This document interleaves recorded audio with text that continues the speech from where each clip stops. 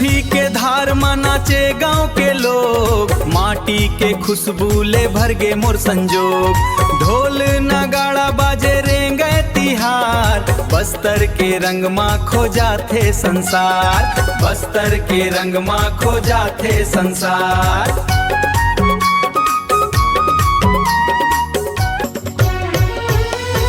बस्तरिया माया रे,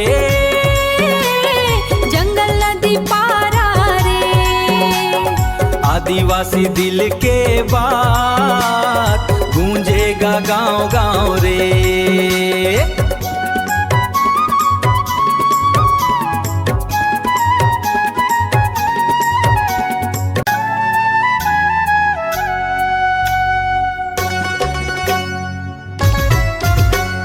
गोंडी बोली गूंजे पहाड़ी के पार, नाचा गमत देख झूमे हर बार।